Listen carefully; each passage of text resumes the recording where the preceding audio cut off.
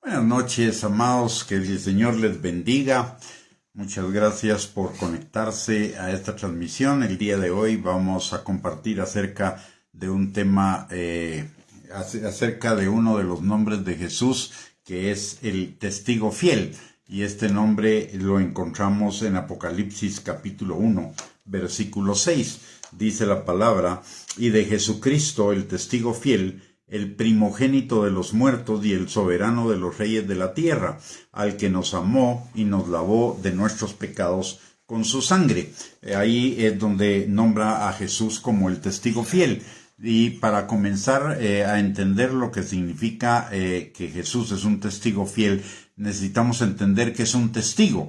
Un testigo es una persona que por sí misma ha decidido o ha sido designada para dar pruebas suficientes de algún hecho, acontecimiento, situación, de alguna persona, de algún pacto, etc.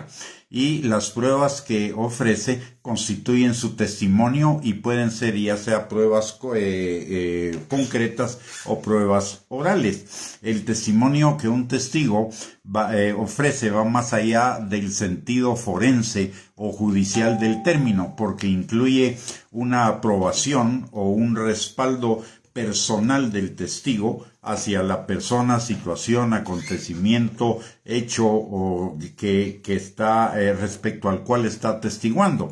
Por esta razón, en la Biblia, ser un testigo falso es algo aborrecible a los ojos de Dios, como nos lo enseña Proverbios capítulo 6, versículos 16 al 19, entre otros pasajes. Y ahí, en ese pasaje dice: 6 cosas aborrece Jehová, y aún 7 abomina su alma: los ojos altivos, la lengua mentirosa, las manos derramadoras de sangre inocente, el corazón que maquina pensamientos inicuos, los pies presurosos para correr al mal, el testigo falso que habla mentiras y el que siembra discordia entre hermanos. Es decir, para Dios es aborrecible un testigo falso. ¿Por qué razón? Porque implica la mentira y el engaño, la destrucción de la confianza, la traición a la verdad, la injusticia de dar testimonio de un hecho en sentido contrario a la verdad, y principalmente porque la mentira, la falsedad, es la naturaleza del diablo, y la naturaleza del diablo es totalmente contraria a la naturaleza de Dios. Dios es la verdad, el diablo es el padre de mentira. Y contrario al testigo falso, la palabra de Dios califica a Jesús como el testigo fiel, que implica por lo menos 3 cosas. La primera es que Jesús es un testigo confiable, un testigo veraz, que no miente, a toda prueba, certero, exacto, respecto a los hechos que atestigua. Y los hechos que atestigua son la palabra de Dios. En Juan capítulo 1, versículo 14, y en Juan capítulo 1, versículo 17, la palabra de Dios dice: y aquel verbo fue hecho carne y habitó entre nosotros, y vimos su gloria como la del unigénito del Padre, lleno de gracia y de verdad. Y en Juan capítulo 1, versículo 17, también dice: pues la ley por medio de Moisés fue dada, pero la gracia y la verdad vinieron por medio de Jesucristo. Entonces, el primer sentido de Jesús como testigo fiel es en cuanto a la verdad que él atestigua a través de su palabra, y un testimonio que él selló con su propia vida acerca de lo que atestiguó. No cambió ni un ápice su testimonio acerca de todo aquello de lo que vino a atestiguar, a pesar de enfrentar el rechazo, el repudio de aquellos a quienes vino a dar testimonio, y hasta su propia muerte. Pero no por ello cambió, aun cuando los suyos no le recibieron, los suyos le rechazaron, no por ello cambió su testimonio. Aparte de eso, que el testimonio que él vino a dar acerca de las cosas que habló es un testimonio verdadero, definitivo, sin ningún cambio, ni mudanza, ni sombra de variación, como dice la palabra en Santiago capítulo 1, versículo 17. En Dios no hay mudanza ni sombra de variación. Él no es hombre para mentir, ni hijo de hombre para que arrepentirse. Él no cambia, Él es el mismo ayer, hoy, por los siglos de los siglos. Por lo mismo, podemos confiar plenamente, absolutamente, en su palabra. Podemos establecer nuestras vidas sobre su palabra y nuestra vida estará bien fundamentada. Estará fundamentada en la verdad y en la roca, como nos lo enseña la palabra en Juan, capítulo 14, versículos del 6 al 11. Él es el camino, Él es la verdad, Él es la vida. En Juan capítulo 8, versículo 45 al 40, él nos dice, y a mí porque digo la verdad no me creéis. Él está atestiguando que él es la verdad y él selló esa verdad con su propia vida. En Juan capítulo 8, versículo 31, él nos garantiza que si nosotros creemos la verdad y conocemos la verdad y la ponemos por obra, esa verdad nos va a hacer libre. Por el otro lado, si Él nos hace libres, seremos verdaderamente libres.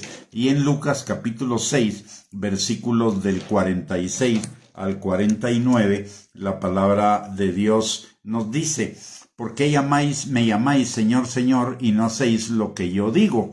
Todo aquel que viene a mí y oye mis palabras y las hace, os indicaré a quién es semejante. Es semejante al hombre que al edificar una casa cavó y ahondó y puso el fundamento sobre la roca, y cuando vino una inundación, el río dio con ímpetu contra aquella casa, pero no la pudo mover porque estaba fundada sobre la roca. Mas el que oyó y no hizo, semejante es al hombre que edificó su casa sobre tierra, sin fundamento, sobre la cual el río dio con impulso y luego cayó y fue grande la ruina de aquella casa. ¿Qué nos está diciendo la palabra de Dios con esto? ¿Qué nos está diciendo Jesús con esto?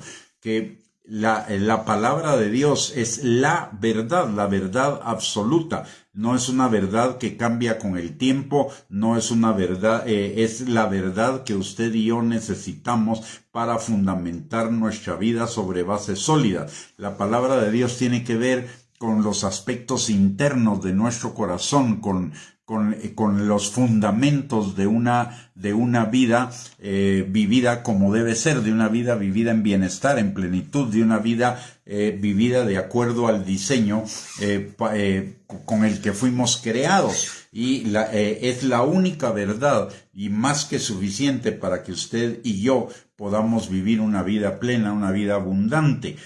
No es una verdad entre muchas, no es una verdad que cambie con la opinión de fulano, sutano, o que cambie con la época, con la cultura, con el país. El mismo Jesús nos enseñó en Mateo capítulo 5, versículo 18, que ni una tilde ni una jota pasaría de la ley, de su palabra, hasta que todo se cumpla.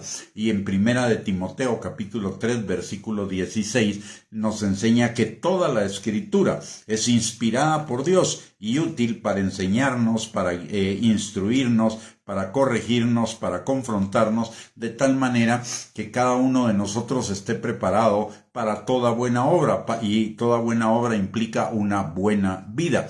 Por el otro lado, también la palabra en Hebreos capítulo 4, versículo 12, nos recuerda que la palabra es como una espada de dos filos, que penetra hasta lo más profundo de nuestro ser interior para discernir los pensamientos y las intenciones de la carne y del espíritu. ¿Para qué? Para que podamos rechazar lo que es de la carne y vivir lo que es del espíritu. Y en ese sentido, Jesús, la palabra de Dios, es un testigo fiel y miles de años de seguidores de la palabra de Dios y miles de millones de personas seguidoras de la palabra de Dios atestiguan que la palabra de Dios es absolutamente verdadera. Ese es el primer sentido respecto a que Jesús es el testigo fiel. En segundo lugar, al referirse a Jesús como el testigo fiel, en el contexto de Apocalipsis capítulo 1, versículo 5, la palabra nos está enseñando también que Él selló con su propia vida y su sangre su testimonio acerca de la salvación que trajo a nosotros. Recordemos que Jesús en su ministerio terrenal vino para salvarnos y Él está atestiguando con su propia vida que todo lo que dice la palabra relacionado con la salvación que trajo a nosotros es verdadero, por lo cual somos reconciliados por Dios o con Dios de una sola vez y para siempre, siempre que creamos en nuestro corazón su testimonio, y ello implica que le reconozcamos como Señor y Salvador y le obedezcamos, como dice la palabra en Romanos capítulo 10, versículos del 8 al 13. Dice la palabra lo siguiente: ¿Mas qué dices? Cerca de ti está la palabra, en tu boca y en tu corazón. Esta es la palabra de fe que predicamos, que si confesares con tu boca que Jesús es el Señor y creyeres en tu corazón que Dios le levantó de los muertos, serás salvo, porque con el corazón se cree para justicia, pero con la boca se confiesa para salvación. Pues la Escritura dice: todo aquel que en él creyere no será avergonzado, porque no hay diferencia entre judío y griego, pues él mismo, que es el Señor de todos, es rico con todos para que los que le invocan, porque todo aquel que invocare el nombre del Señor será salvo. Y él testifica de esa salvación, de la veracidad de esa salvación, de la verdad de esa salvación, con su propia vida, con su propia muerte. En la palabra de Dios en el Antiguo Testamento, que se terminó de escribir aproximadamente 400 años antes de la venida de Cristo, hay cualquier cantidad de profecías relacionadas con la primera venida de Cristo: cómo nacería, dónde nacería, de quién nacería, cuáles serían sus principales obras, a dónde iría, qué haría, en fin, cualquier cantidad de profecías, 400 años antes de que Jesús viniera a la tierra, y él cumplió cada una de esas profecías. Eso atestigua que la palabra de Dios es absolutamente verdadera y confiable. Y en los siguientes años aparte la historia de Israel y los testimonios de la arqueología constantemente nos están dando nuevas evidencias de que la palabra de Dios es verdad. Y si ya una buena parte de la palabra de Dios se cumplió en cuanto a todo lo profético, todo lo demás se va a cumplir, de tal manera que si el Señor dijo que iba a volver a venir, que iba a venir en una segunda venida, el Señor va a venir en una segunda venida por su iglesia. Aparte de que, como mencioné, con su propia muerte él dio testimonio de que la salvación de la que se habla en la palabra de Dios en el Antiguo Testamento es real, verdadera, no es un mito, no es una leyenda, no es un deseo, es una realidad, una verdad. Y todo lo que viene posteriormente atestigua que esa verdad es la verdad más sólida, más estable, más firme que puede haber en todo el universo. De tal manera que cuando realmente creemos en ella, en la palabra, podemos vivir confiadamente por su testimonio sellado con la sangre de Cristo, de que somos en primer lugar salvos y reconciliados con Dios, como leímos en Romanos capítulo 10, versículo 8 al 13, y como dice también la palabra en Romanos capítulo 5, versículo 10, porque si siendo enemigos fuimos reconciliados por Dios con la muerte de su Hijo, mucho más estando reconciliados seremos salvos por su vida. Por el otro lado, también podemos tener por cierto que si creemos en el Señor Jesucristo, somos hijos de Dios, justificados, limpios por su sangre, como dice Juan capítulo 1, versículo 12. Mas a todos los que le recibieron, a los que creen en su nombre, les dio potestad de ser hechos hijos de Dios. Y en Romanos 3:24, siendo justificados gratuitamente por su gracia, mediante la redención que es en Cristo Jesús. Justificados pues por la fe, tenemos paz para con Dios por medio de nuestro Señor Jesucristo, como dice Romanos 5:1, y en Apocalipsis 5:6 también nos habla de esa reconciliación.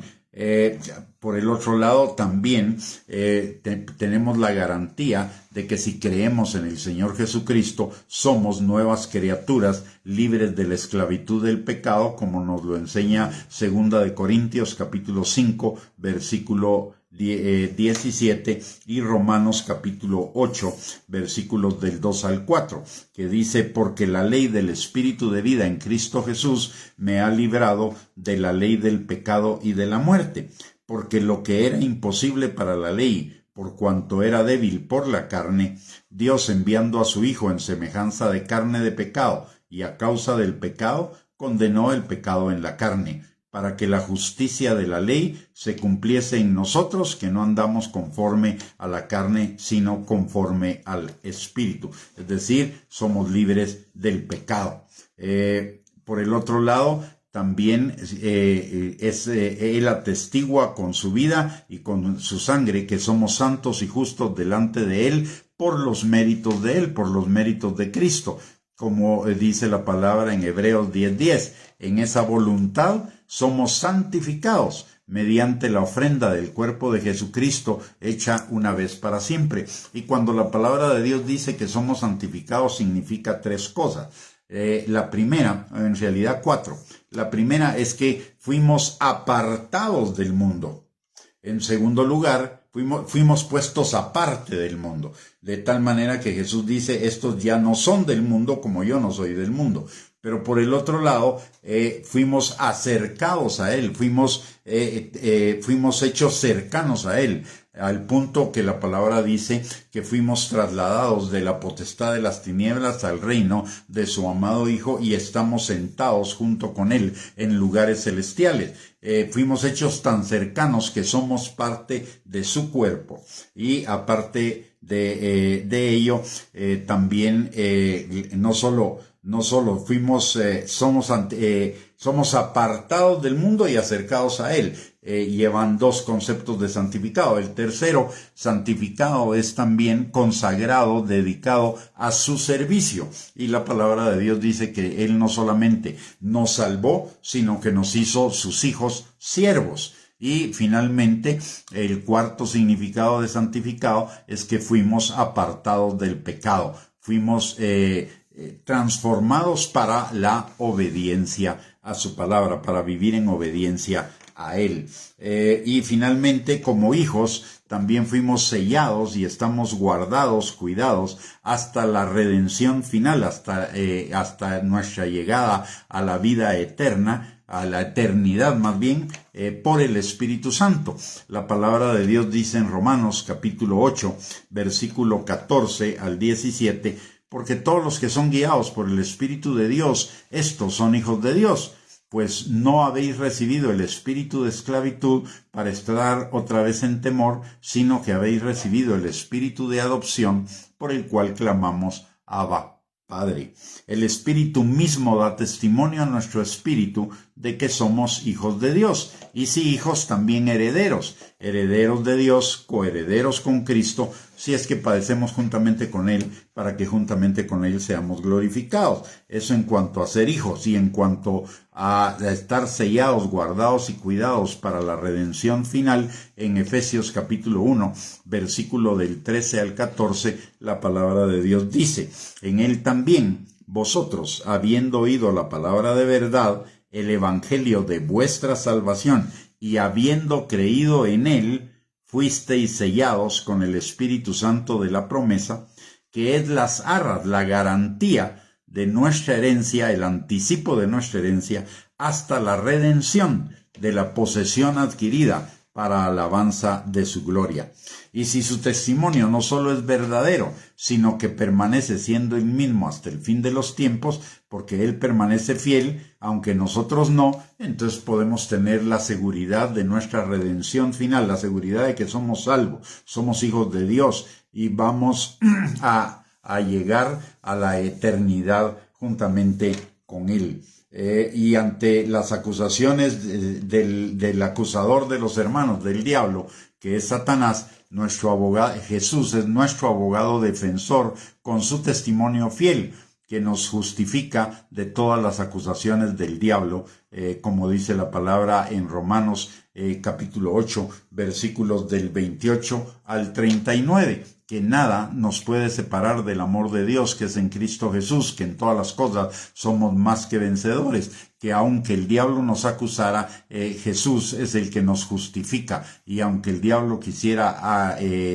acusarnos, condenarnos, Dios es el que nos libra de todo. Y también la palabra dice en Primera de Juan capítulo 1 versículo 9 que si pecaremos tenemos abogado para con Dios a nuestro Señor Jesucristo, quien es fiel y justo para perdonarnos y para limpiarnos de toda maldad.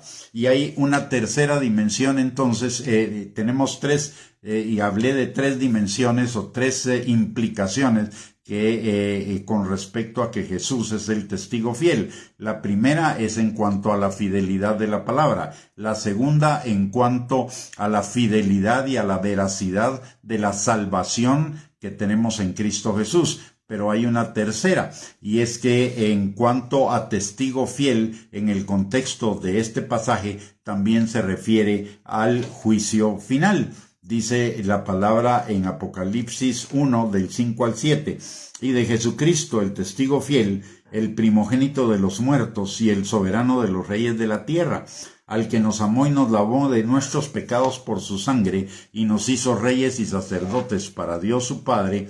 A él sea la gloria, el imperio, por los siglos de los siglos. He aquí que viene con las nubes, y todo ojo le verá, y los que le traspasaron y todos los linajes de la tierra lamentarán por él. Sí, amén. ¿Eso qué quiere decir? Eso quiere decir que él vendrá en cuanto al juicio final que hará con respecto a los que no son salvos. No tendrá, en primer lugar, como dice la palabra, él no tendrá por inocente al culpable, ni culpable al inocente.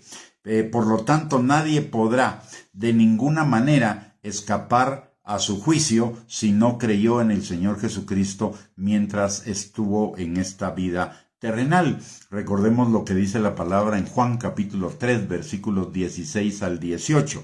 Dice, porque de tal manera amó Dios al mundo, que ha dado a su Hijo unigénito, para que todo aquel que en él crea no se pierda, mas tenga vida eterna.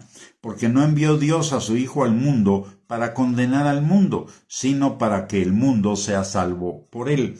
El que en él cree no es condenado, pero el que no cree ya ha sido condenado, porque no ha creído en el nombre del unigénito Hijo de Dios. De tal manera que ese juicio también, como todo lo que dice la palabra de Dios, también es un juicio veraz y un juicio que se va a cumplir.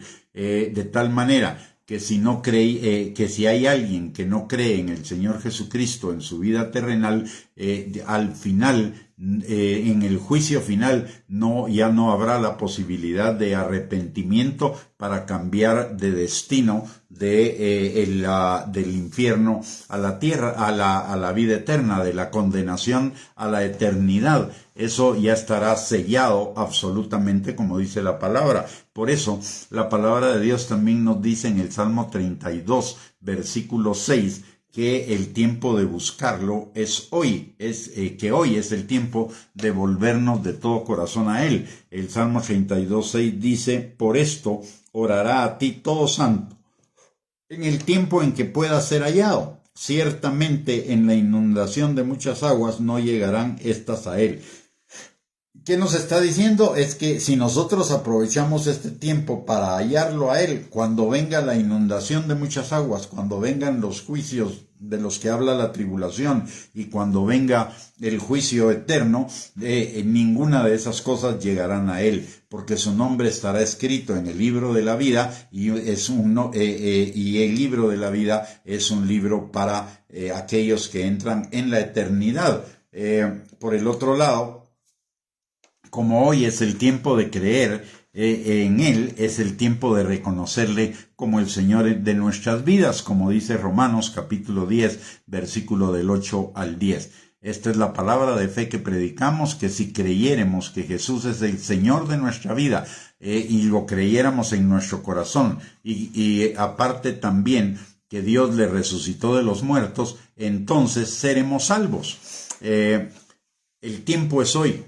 Si usted por alguna razón no le ha entregado su vida a Cristo, o si usted por alguna razón se apartó de Cristo, este es el tiempo de volverse a Él de todo corazón. Estamos en el tiempo final, estamos en el tiempo cercano a los tiempos finales. Este es el día en que Él debe ser hallado. Y es simple, es sencillo, solo se trata de abrir nuestro corazón delante de Él y de pedirle que Él venga a nuestro corazón y Él sea el Señor de nuestras vidas. Como dice Apocalipsis capítulo 3, versículo 20, yo estoy a la puerta y llamo.